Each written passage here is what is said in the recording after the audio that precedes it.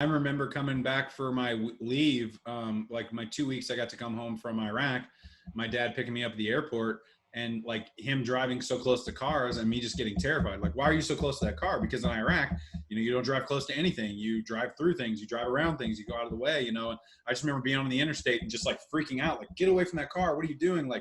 So it's those, you're not going to get that when you come straight back and go to a base. And, it's completely different than getting actually into a civilian atmosphere. So I think you should have to come back, go through some sort of training or out processing, and then a month later come back and do it again. Any of my brothers that are out there, struggling with their deployment or, life in general, I tell them that, hey, to stay strong and to keep holding on and to understand, you're here for a reason and that, your life and what you're doing does have purpose.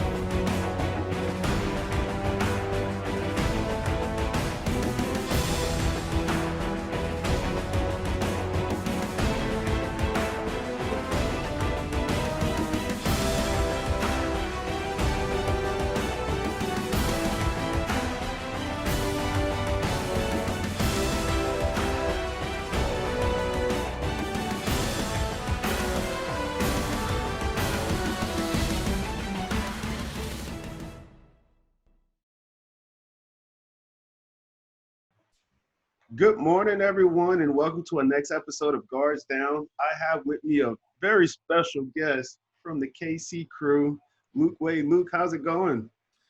It's going pretty well. Thanks for having me today. It's funny during this whole pandemic thing. I say it's funny, but I don't know that anybody's doing great. Just taking it day to day and moving forward one step at a time is what I keep saying. So, Indeed.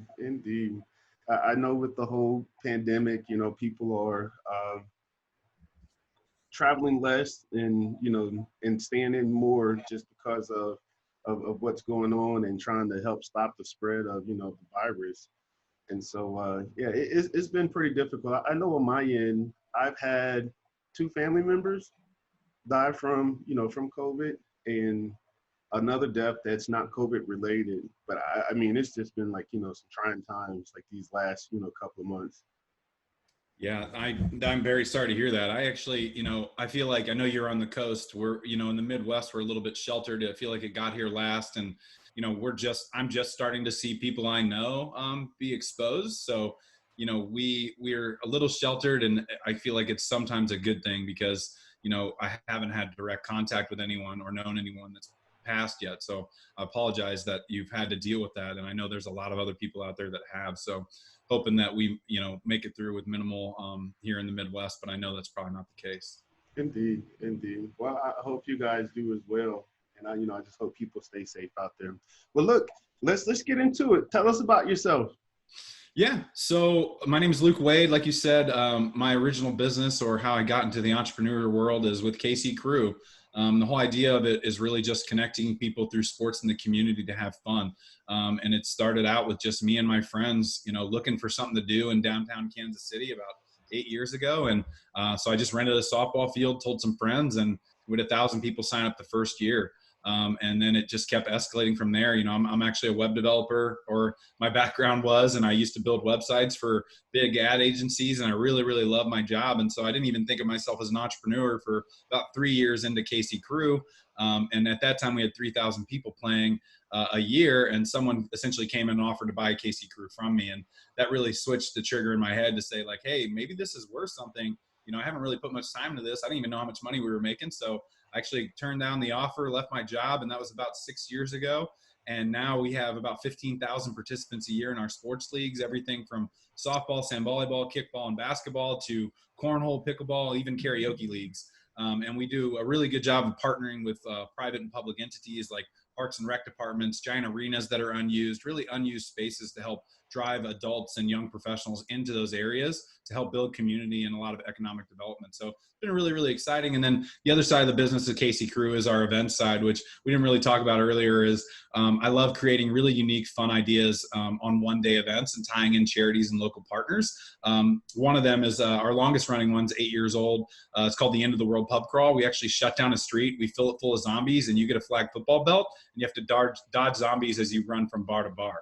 So we've actually taken that to multiple cities. And then We have a grilled cheese festival we created 2 years ago that we partner with the Parks and Rec department on. I have about 1,000 people come out to every year. And then one of my most favorite ones that we just launched last year is called the Underachievers Run. It's a 0.5K. You start with a pizza party and essentially walk a block, and it ends with champagne and a donut. Really big party and a lot of fun. And so the whole idea of Casey Crew is just getting people active and having fun in the community. Man, that is awesome that you are doing that, and it sounds fun and exciting. Just to just to be in that industry. I was always told, if you find your passion and walk in it, you'll never feel like you're working a day in your life, and that kind of sounds like the case with you. Yeah, it's absolutely true. I think, I didn't realize that for probably a long time. So I would say over the last couple of years is really where I realized what my passion is. I'm not a big fan of the business side and the financial side, employee management. Like, that's not my strong suit. I'm just more of like let's get it done. Like, I'd rather just go do things and get it done to get it done. So I like to lead from the front, or the trenches, they say. And so really what I've realized over the last 2 or 3 years is my superpower is connecting dots and creativity. So I love going into a problem and seeing what the problem is and finding a fun, creative solution, or creating these ideas from scratch that is just like, what is the current environment like, and what are they looking for? And then really coming up with a really fun, creative solution for that. And now that I've realized that that's what I love and truly enjoy, it's a blessing and a curse, because now I pass off all the stuff I don't like to my wife, who helps run the company as well.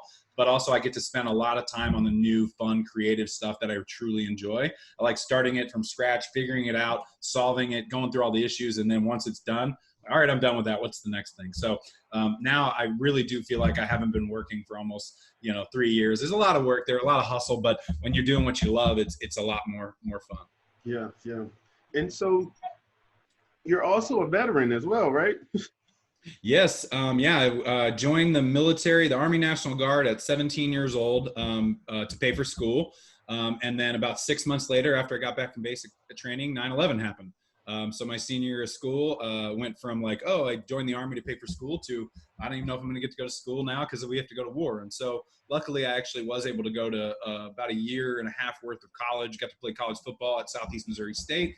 And then I got sent to Iraq at 20 years old and turned 21 while we were over there. So, going over there at that age is really difficult, and especially when you come back. And when I came back from Iraq at 21 years old, I got back to college. I got into a fraternity, and, at 21 years old, a male who just spent a year and a half in Iraq dodging bullets and explosions, you feel invincible. And you're also angry at a lot of things that happened, whether it was your family and friends' lives kept moving on while yours was stuck still in the desert.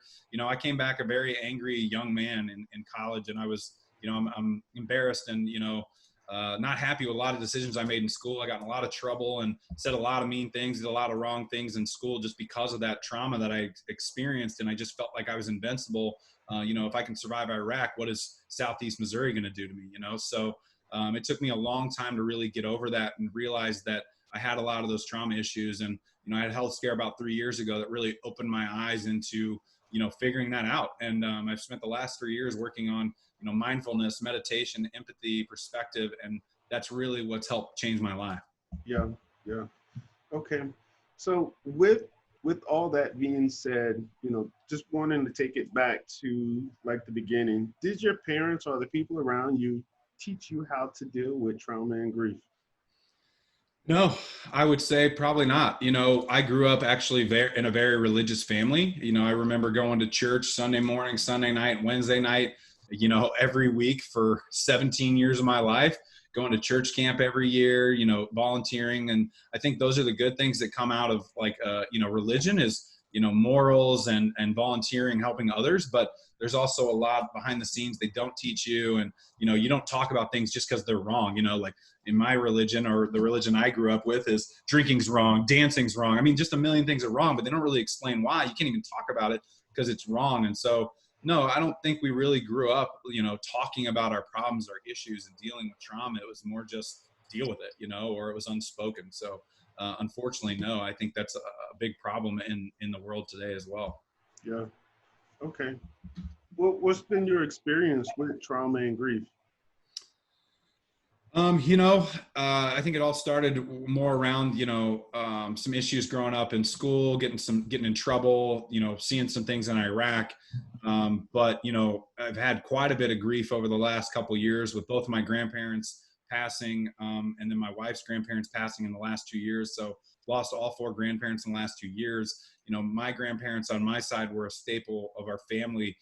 They'd been married 74 years. And one day when my grandfather passed away at 96 years old, he was, a Southern Baptist preacher. He was in the Navy, he was in the military. He just done a lot of things, started a real estate agency, and, they were just a staple in our family. So losing them this past year was really, really hard for my dad, my uncles, and my family, just because they've been around. Growing up, they were at all of our baseball games and football games, and my grandfather used to wear my number on his hat everywhere. And so, that side of grief has been really difficult. But I think, over the last 3 years dealing with my, the things I've been going through has really helped. Cry at the funeral, let those things out, talk about them rather than holding all that inside. And I know it's been a lot harder for some of my family members who don't do those sort of things. So, had quite a bit. I think I actually have been lucky on the sheltered side of things and not near as much grief as others. But I think the big point is no one's grief is more important than anyone else's. It's really your own, and dealing with that yourself is really what you need to figure out. Yeah. And I like the way you put that no one's grief is more important than anyone else's. You spoke that you seen some things in Iraq. What was your job, and what were some of the things that you seen? So I was a heavy equipment operator, 62 Echo. So I drove basically anything with wheels or tracks, 16 wheelers, scrapers, graders, dozers, all that kind of stuff.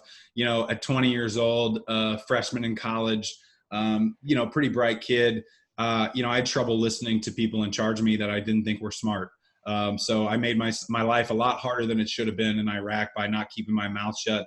And so I would always speak back to our sergeants and our platoon sergeants. And so I ended up with all the worst duties that you could imagine. I ended up driving all over when the raid on Fallujah happened. We helped build the berms around the city. So we had dozers that we had to up armor there. So that was pretty crazy. We had to drive equipment all over Iraq. So I definitely saw a lot more than most people in my battalion and unit. A lot of times having to sleep at FOBs and, getting exposed to a lot of burn pits and, just a lot of unique situations you would never think of, and explosions. And, we helped train a lot of the military police for the Iraq in different areas and help them provide security for that. So it was funny. My job ended up being a lot of different things, but I also got some cool opportunities, being a web computer programmer nerd that I talked about a lot. My battalion sergeant put us in charge of essentially letting me spend an hour a week in the air conditioning to build a website for our families back home. So that was like the best privilege ever. But then my direct sergeant above me used to yell at me saying that was stupid, and he was mad that I got that privilege. So kind of backfired, but it was really cool to have that experience. And again, I always say, like, the military wasn't my most favorite thing. I think I was, very difficult for me to be in the military just because of the way I thought, but I wouldn't change it for the world. I learned so much. I met so many different people, all the way back to basic training, even meeting people from all over the country, people from Alaska, different perspectives, different races, different religions. Like, it made me who I am today. And I think it's given me the perspective to listen and listen to everybody and have empathy for everyone. And so that's what I really enjoyed about Iraq, was meeting people from everywhere. We were actually stationed in southern Iraq. And so we actually had Italians there, Koreans there. So we got a lot of exposure to different groups, and that part was good. But the explosions, the part of the being separated from your family and friends while their life moves on is very difficult. I mean, you could get lucky to get on the internet or make a call once a week for an hour or two, and when you try and call your friends or family and no one picks up, there goes another week without talking to them, and they just almost feel like they're too busy for you, even though that's not their purpose or what they're trying to accomplish. Their life is moving on, and it's really hard to deal with that as a 20-year-old, and all your friends are in college and going to parties and playing football and things like that and going on trips. And so that was a really big mental challenge for me, and I know it affected me greatly. Yeah. Okay. So two points from that. So the Army is a big melting pot with different cultures and ethnicities. And I know from my perspective, I never looked at race. As long as you were doing your job, as long as you stayed committed to the task, mission, and purpose, um, and was functioning, you were good in my book. Especially when the bullets start flying, right? As long as you have my back, and that's what it was all about. So, do you feel like, just from your experiences, do you feel like different cultures cope with grief and trauma differently?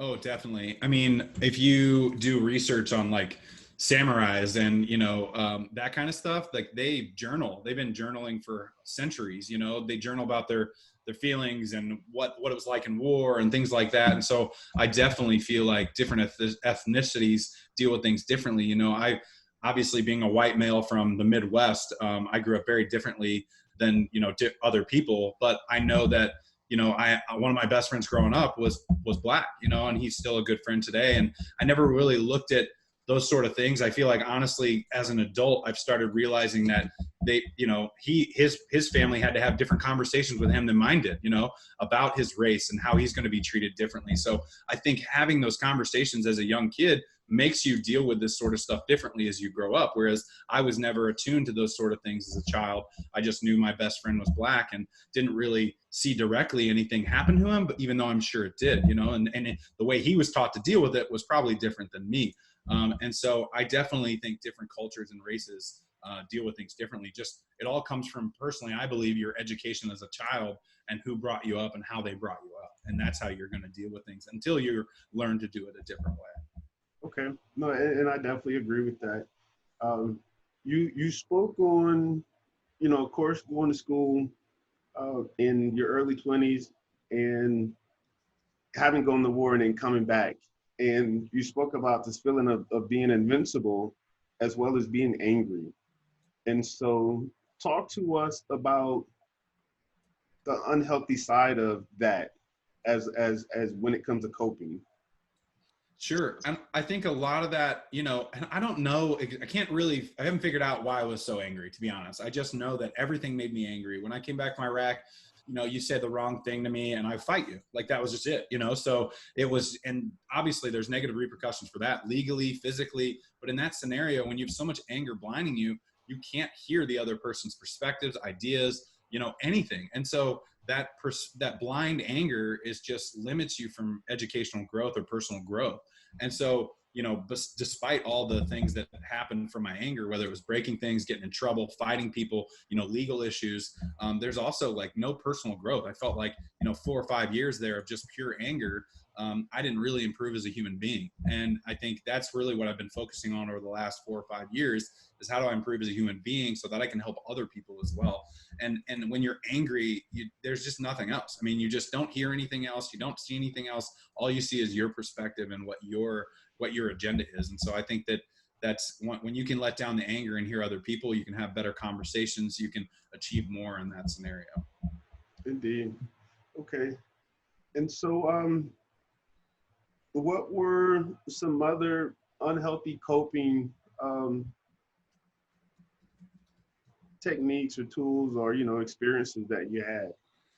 Well, in college, obviously, alcohol, and I think in the military as well, right? So alcohol is a huge thing for people that they believe is a release, and I did for years, and I don't believe I have a problem with drinking. I believe that, like, I don't drink every night, and even in college, I didn't drink every night. It was more of a fact of when I drank too much and let it control me and got into the blackouts and doing things that Luke Wade, felt like I would never do. And I'd wake up being told that I did something that I thought I would never do. And, after realizing that alcohol was not really the release or not helping or solving any problems, I started getting into, alternative methods such as CBD and hemp and things like that. And, in those scenarios, like, even medical marijuana, that, other people are now, it's becoming more legal and there's a lot of treatments coming out around it.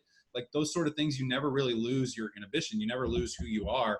It just modifies you or helps release some of these things in your brain or tension in your body. And so those sort of things are really where I'm going now. I use a lot of CBD and hemp and things like that to really release tension and inflammation and, help me think different ways. And so I've pretty much cut out alcohol almost 100% of my routine. Here and there, I'll have, it's hard not to have a delicious beer every now and then, even though I'm semi-allergic to them. It's hard not to do that, especially in Kansas City with all this amazing breweries and stuff we have here. But I've got it under control. I don't overconsume. I don't black out anymore. It's maybe once or twice a month here and there. And so I think there's a lot of alternative methods out there that work. And I'm not degrading alcohol because it does different things, different people. I have friends that are high functioning people that drink every night and never make stupid decisions like I do. I just feel like sometimes it cannot be the best solution for everyone. No, and that's good. And so, that kind of brings us to the opposite side of it. What were some healthy things that you did, with coping? And so, you just spoke about limiting your alcohol use and, using holistic, means of being able to, relax or help yourself. Sure. So, after the health scare 3 years ago, I really started researching, like, how do I, why am I so angry? And it started being more prevalent. I was having relationship issues because of my anger and snapping and all these different business problems, just because I couldn't control that anger. And I started trying to figure out why can't I control it? What's going on? And how do I suppress that? And, I started learning about meditation and mindfulness. So I got into that pretty deep and that honestly changed my life. And so meditation was a huge piece, and just realizing that, you're a product of your childhood, and all the things you've seen over your life and been told make you think a certain way. And so these voices in your brain pop up that you see someone and you immediately judge them like, oh, that's a stupid shirt or that's a stupid hat. Well, that's a thought that you've been raised to think, or your brain has been trained to think that over a million different situations. Well, if you can take that thought and realize that it's not really what you believe, and you don't have to be that thought and dismiss it and say, you know what, I'm not going to judge them based on what they look like or what they say, and then just have a conversation with them, you can start to control everything. You can control your thoughts and realize that this thought was just something that I believed for 10 years and it's not true, and I can control that. So meditation, mindfulness has been really, really big. There's a practice that I really love that you essentially for 1 minute think about someone that immediately brings you joy. And so you just think of, your wife, your daughter, whoever it may be that brings you joy, and you focus on that joy for a minute. And it's unbelievable how much better you can feel. The end goal is to get to where you can think about someone you truly do not enjoy, but you can think positive thoughts about them for a minute. And it's just the way you can train your brain. I haven't got there yet, by the way. I haven't been able to think about someone I don't enjoy for a minute long yet and think positive thoughts. But once you can get to that point, you can truly control everything. You can control your thoughts. You can control the environment. Instead of reacting to things immediately off of a whim with anger, you're able to think through it and actually process the situation and be more educated on what you're going to say. And then also breathing techniques. I've truly enjoyed like deep breathing techniques. Wim Hof has an amazing method of doing different breathing techniques that can truly not only strengthen your lungs, but also I've gotten to the point where I've held my breath for 2 minutes. And when you get to those points, you can start to see like there's really no boundaries in what you can do. And you can really start to figure out, how do you improve those things through different techniques and opening your mind and just evaluating things. Yeah, no, that's awesome. The mindful meditation, the breathing techniques. I haven't heard of, doing the 1 minute of focusing on, someone, that brings you joy. And also, so that one, I'm gonna practice that one. Yeah, I think it's actually Tim Ferriss's book. I can't remember which one that I read that in, and it's 3 minutes. So every day. And so you do a different person every minute. And again, the goal is to get to where, you start off by thinking of 3 people that immediately bring you joy, whoever it may be. It can even be your dog, whatever it is like you think of them and you get a smile on your face or a positive feeling. Just try and hold on to that for a minute about that person. The end goal is to get to where you can bring someone to your head, whoever it is you don't enjoy, and you can think positive thoughts about them for the entire minute. And so I think that's the end goal. Again, I still haven't got there yet, but I know for me, not necessarily the practice of meditation. I like to practice gratitude. So I'll get up and I'll go walking in the morning times, and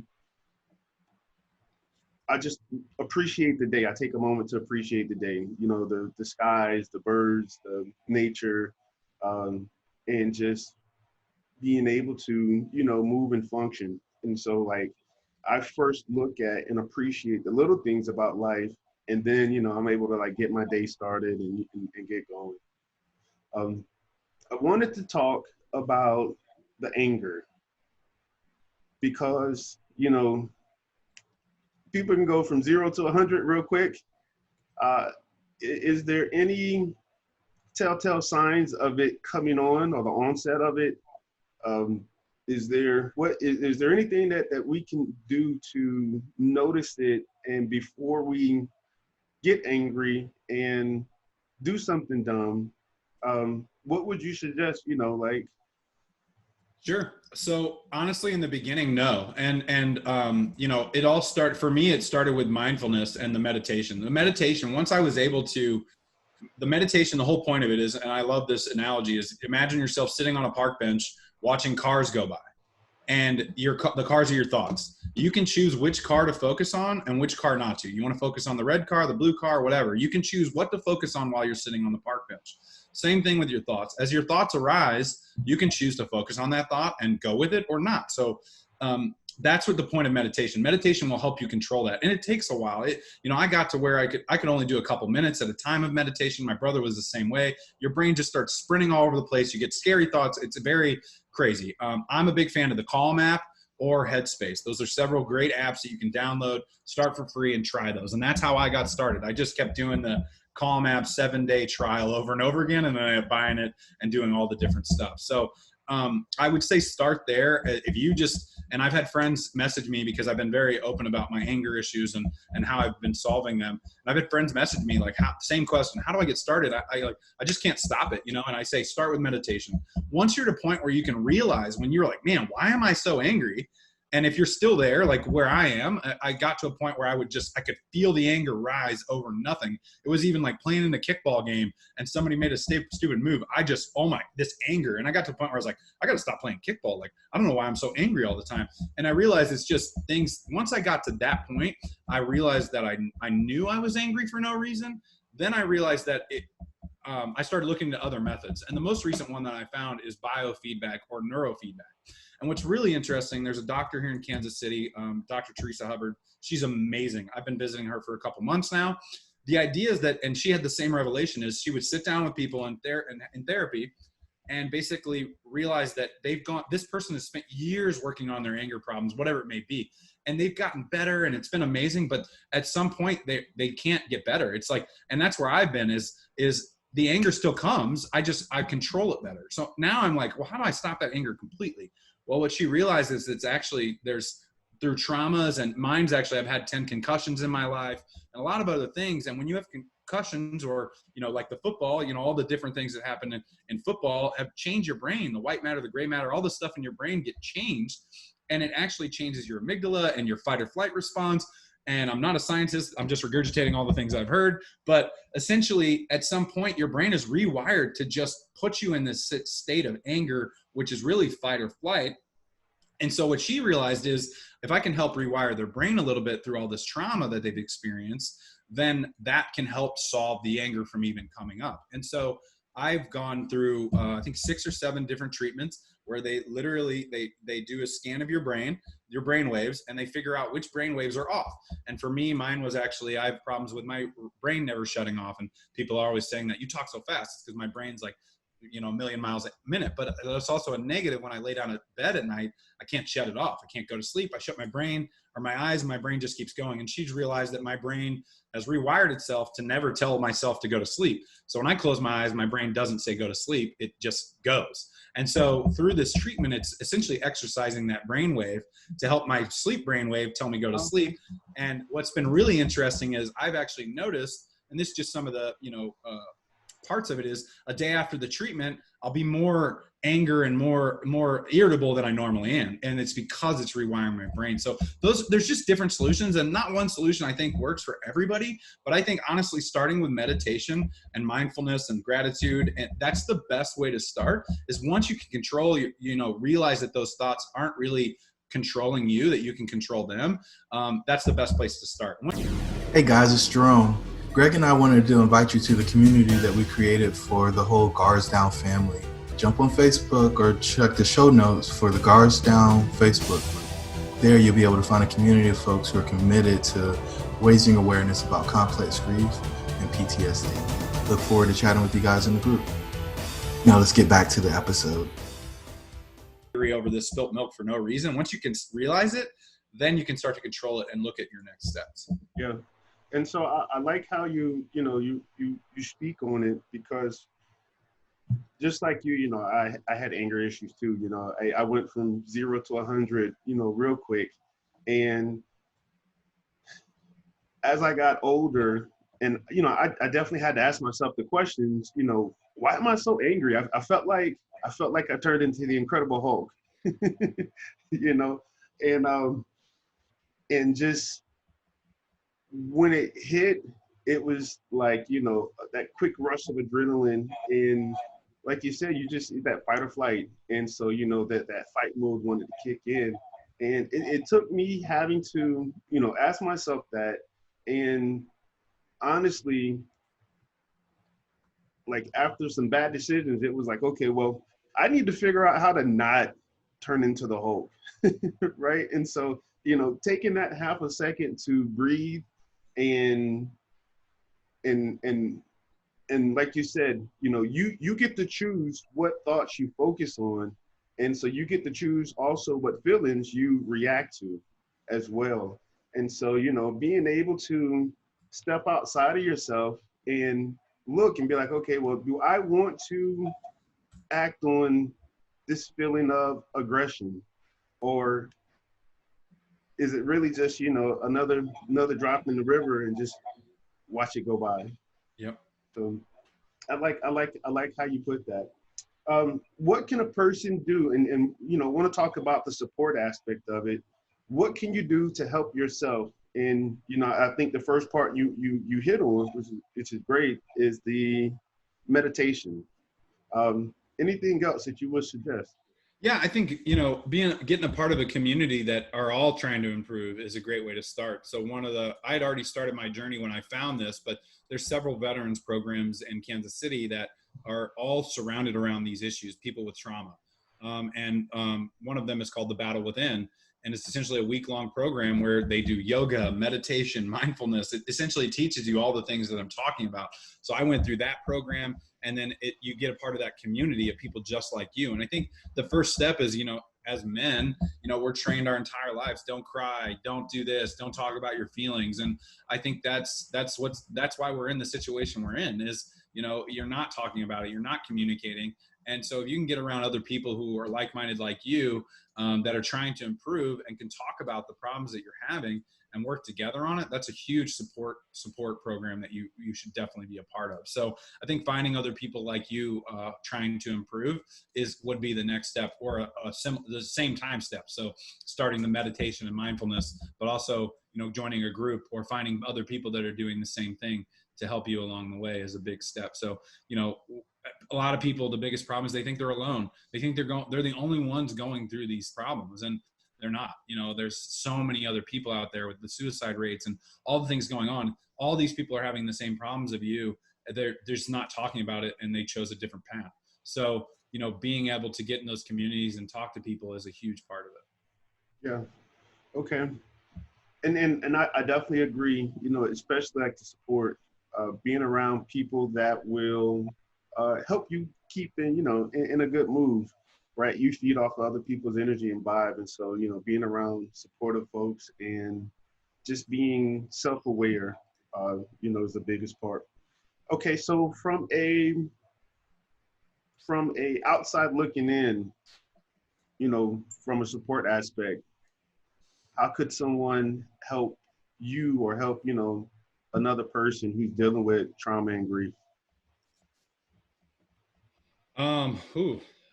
That's a good question. I would say, to help. What did you want? What kind of help and support did you want? Oh, okay. Yeah, honestly, I think that's part of the problem is not knowing what you need, or what you want. I think for me, it was just peace, not being so angry is where I wanted to be, and like stop yelling. And I remember times thinking, like, as a young kid, I was joking about everything. I was the class clown. I got voted that. And I'd still, I love humor and I like sarcasm. And I remember several times thinking, like, what happened to that guy? Like, what happened to the guy that would joke about everything instead of taking something said and getting really angry about it? And so I think it was really just figuring out, why that had happened and how do I fix it. And so for me, it was just like, how do I get rid of these issues that I'm having is really what I was looking for. And I think part of the problem is it all comes down to education, is not knowing what's available, not knowing what you do. I mean, some people just think they're angry and that's the way it is, but figuring out that you can change it, I think, is the biggest piece, and education is what it comes down to. Yeah. Okay. So what's been the toughest part of your journey? I think, realizing all the mistakes I made were probably avoidable. If I had had better education on these sort of things, like trauma training, meditation, mindfulness training in the military, or even growing up, being taught to deal with these things, like especially joining the military, you're going to deal with these things. So why are we not trained ahead of time to deal with them? Or, the out processing after Iraq, leaving a war zone was nothing compared to the in processing. Like, why aren't programs like the Warriors Ascent or the Battle Within mandated? Like, when you come back from trauma or war or training, you should have to spend a week long dealing with these issues, going through it, and really be evaluated. The evaluation, at least I went through, was kind of a joke. It was just like, how are you? You good? Yep. And all you're thinking is, I want to go home. And so you're going to say whatever it takes to get home to your family after you've been gone for a year and a half. And so you're going to lie and you're going to, get out as fast as you can. I think there needs to be a program that maybe you get to go home and then a month later you come back, and, maybe there's incentives, but I think it all comes down to, education. I wish I was trained on these things. So my biggest, regret is all the mistakes I made in college and after I got back from Iraq, and all the things I did and the people I hurt, the things I've said that I wish I never would have. I wish I would have been trained and taught differently. Yeah, man. And you're right. Like, that whole aspect of redeploying, and, and it's good that the Army is doing something, because back in time, they didn't do anything, as far as that mental health check. And so, going through that process now, and I remember going through it, where it was like, all right, you're back home, but you're on base for, a week on lockdown, and you're going through this screening of, physical, mental, the whole nine, to make sure you're good and just get reacclimated. And like you said, it was I'm ready to go home. Let me tell you what you need to hear so that, like, I can go. And even at that time, I honestly feel like you don't even know what you're truly feeling, because everybody around you, has probably experienced the same thing. And so, the up tempo and pace of the military, plus, everybody's being under high stress, and then, the same environment, you're not really going to be able to assess, what's emotionally or mentally changed about you until you have that interaction with, your family and the people around you, and especially for like them to share.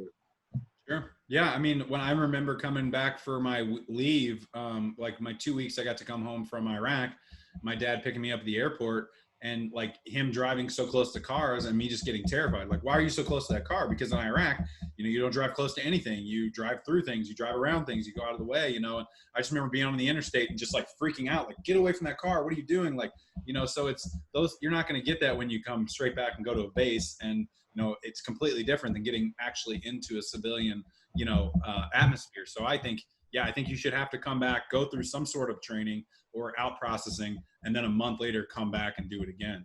I think there's a lot of things that can be triggered after you get back in that environment, realizing things change. I knew a lot of guys when I was in Iraq that got divorced while they were overseas. And so coming back to a completely different life is very hard.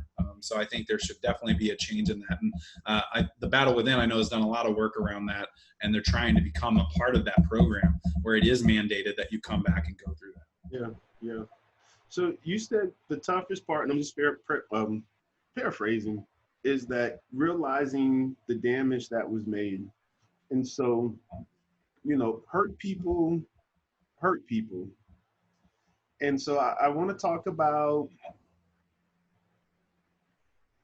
if you can share experiences of the people that you hurt and what you did to make amends. I don't think I've really made any amends. College now it's kind of 21, so I'm 15 years out of college, so a lot of the people I feel like I hurt, I don't even talk to anymore, or not even sure where they're at in life. I think the way I tend to make amends is just trying to do better one day at a time and help other people. Because, I also think about, how would it affect them, me coming back now if they're really, injured? I know one example is just getting in fights. I got in fights with guys for no reason and hurt them or put them in the hospital, or, being in a fraternity, it was just arguing and yelling and saying mean things to other people. I'm sure that a lot of people in college that I went to school with look at me in a certain way that I couldn't even imagine, and so I just think about those sort of situations I was in, or the things I said, that now I'm like, can't believe that person said that, or that I would do those things. So, I don't know that I've really made direct amends to any of those people. I'm just trying to get better one day at a time and help as many people as I can help going forward. Yeah. Okay. And so, like, with everything that you were dealing with, what kept you going when you wanted to give up? Oh, that's a tough question too. It's been honestly, I feel like it's been a long time since I wanted to give up. Like, since I've even had that thought, and people ask me that all the time, especially with the current environment. Our business was sports and events, right? In person. And my software company, manages in-person sports and events. Well, when COVID happened, they all get shut down. I have no income, have to let all my employees go. My wife and I look at each other and say, what do we do? And, the next step was launching virtual events, and our business is now thriving virtually. We're running virtual bingos and trivias and murder mystery parties all over the country now. And, it never crossed my mind to give up. It was just what's the next thing? How can we bring the same thing we've been doing to people in this new environment? And so, it's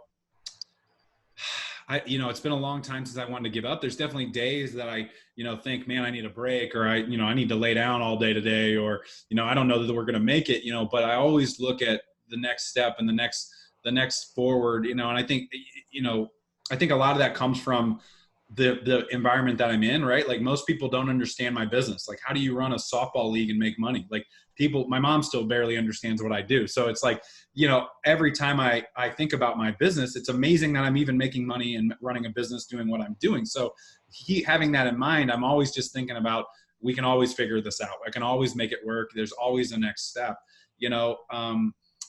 Again, I think it comes down to surrounding yourself with great people, in college. And, sometimes, probably a couple years out of college, there were times where I was like, I don't want to do this anymore. I want to give up, but I have people around me. My dad's become I've got really close to my father. Now most of my family are entrepreneurs. My uncle, my dad, my brother, are all successful entrepreneurs. So having them around, us all around each other, and, being able to complain and gripe and, talk about our issues, is a great thing to do. And then we build each other back up. And now I have a great group of entrepreneurs in Kansas City that I'm friends with. And I'm in several masterminds and groups of people like-minded like myself that all help pick each other up. And there's always going to be bad days, but just keep in mind, I shared a perspective post on LinkedIn a couple days ago about, how bad it was being born in the 1900s.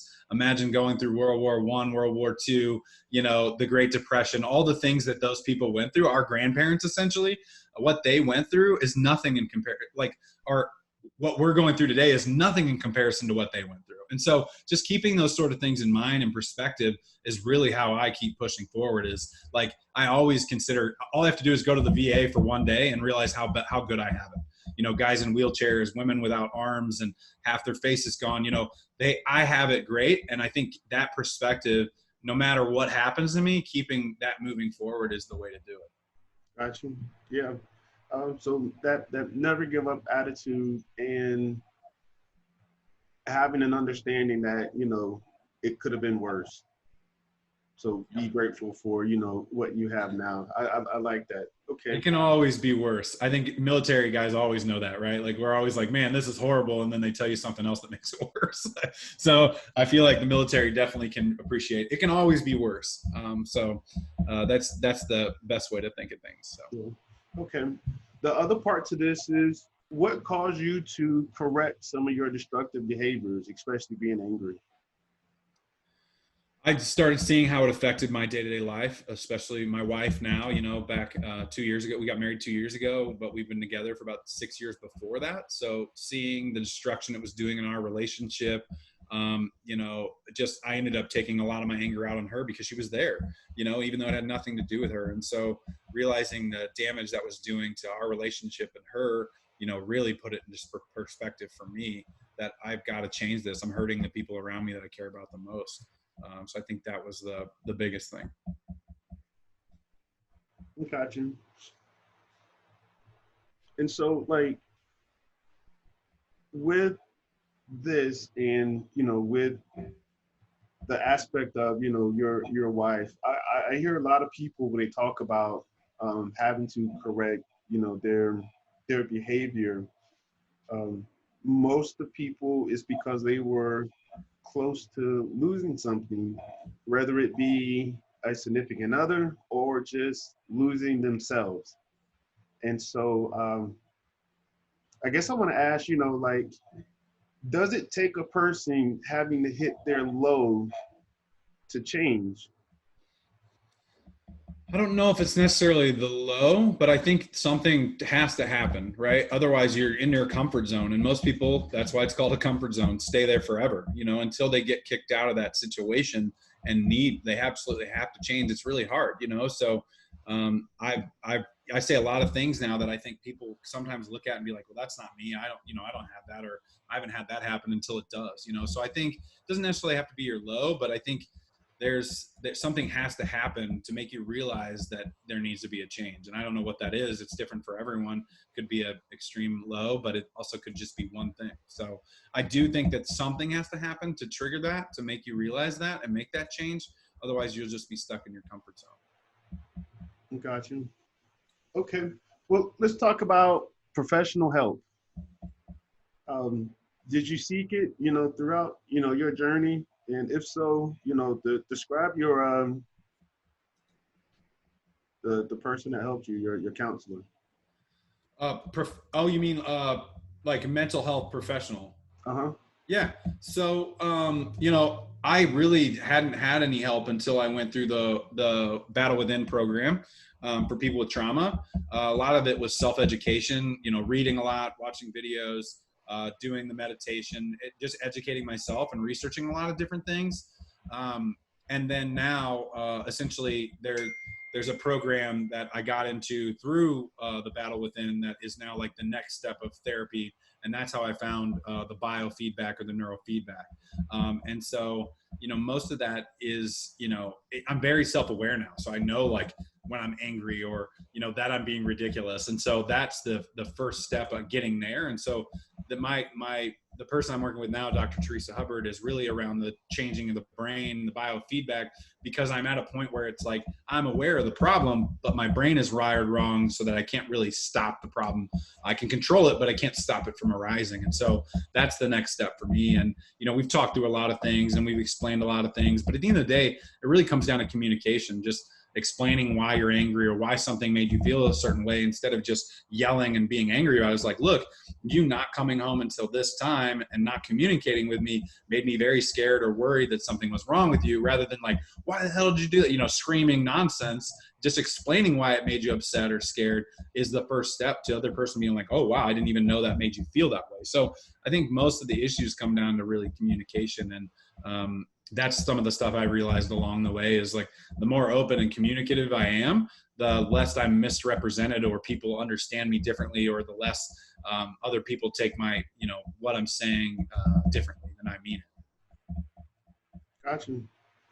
And so, like with the help that you received, did it make a difference of the race background of your counselor or your help? No, not, I mean, not that I'm aware of. No. Okay. And the only reason I ask is because I like to talk about cultural sensitive therapy. If your counselor looks like you or has been through similar experiences as you, I feel like your connection will be greater, and therefore, and the treatment that you get will be more effective. I think that definitely makes sense. I think and I have no idea this, but my guess would be that people who are new to therapy, that's probably means more to them.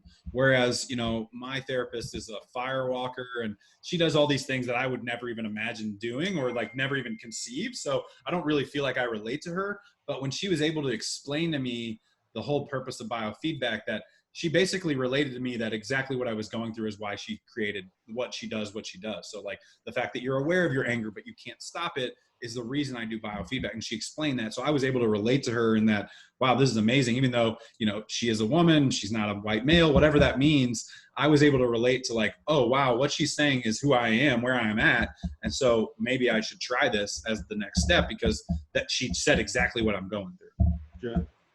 Okay. And apologize, but I do have to jump off in about 5 minutes. Okay. Yeah. No. We're getting ready to wrap up. So, okay. Last question, or last two questions. What advice would you give yourself? Now or a long time ago? Yeah. Your younger self. What advice? A younger self is honestly education, reading. I mean, that's one of the things I remember not enjoying reading at all. I didn't like reading very much at all. I love stories. I love movies and things like that. But when I started reading for education, like how to make myself better, how to automate things, I'm reading a book right now called Verbal Judo, how to de-escalate situations with just using your words, and a lot of that goes down to empathy and things like that. So I'm constantly reading things to make myself better. And I wish I would have started that when I was in high school. Just reading what I care about. And I think that's part of our broken education system, is making me take a course on modern European history, even though I'm a computer programming major, makes no sense to me. So it's almost like I was pushing back against that. I wish I was able to realize that reading for a purpose or education on certain topics was more beneficial than I could ever imagine. And that's one of the things I feel like has expedited how better of a person I've become, is I got to where I was reading almost 2 books a month. And it was all around certain topics of how to manage people better, how to, control certain things, how to hire a virtual assistant, just like everything I've ever wanted to learn. There's books out there. And the more I started reading that and educating myself, I've just started taking bits and pieces from each book and applying it to my life. And I wish I would have started that way sooner. Yeah. So I guess it's clear to say that you do see your own growth, huh? Oh, 100%. Yeah. It's pretty amazing. Again, sometimes it's like, I think who was I, 5 or 6 years ago even. I got you. Well, look, tell us how we can reach you. How can we, become a part of the KC crew? Sure. So KC Crew, traditionally is in-person sports and events. So if you're in Kansas City, you can check out kccrew.com. We were able to work with the city government to bring a couple of our sports leagues back a couple weeks ago. We're working on some smaller golf and cornhole events coming up in August, and we'll start bringing that stuff back. So if you're in the Kansas City area and you want to play sports and come to events and have a good time, check out kccrew.com. But one of the cool things we've come out of COVID with is a virtual side of our business. So we're actually running virtual events for companies all over the country. So if you're listening from anywhere and you're looking for team building events, charity fundraising events, a birthday party, whatever you want to do to have a fun virtual experience, check out kccrew.com/virtual, or you can just go to kccrew.com and click events and then virtual experiences. And you can check out all of our suite of options there. We've got a ton of cool stuff. We've been hired by the Chiefs 4 times, the YMCA. We've done a bunch of really cool stuff there. So if you're listening to this from anywhere, check out kccrew.com/virtual. And if you're looking to connect with me, you can go to thecommunitycreator.com. Check out, I'm very vocal on LinkedIn and Instagram. Feel free to connect with me on there and reach out to me if I can help you in any way. There we go. All right. Well, look, any last words of encouragement or words of wisdom you want to share? You got this, man. Everybody out there, if you're going through something and you feel like you're alone, you're not. you can be happy. It just takes one step forward in a different direction every single day. And if you can do that, you can get to a point where you truly are happy in life. So you can do it. Just take one step forward every single day. Indeed. All right, everyone. This is Luke and Greg with Guards Down, telling you guys to stay safe, and gals to stay safe, stay focused, and stay engaged. We're out. That's what it's really all about. You know, giving yourself a fighting chance to just show what you got.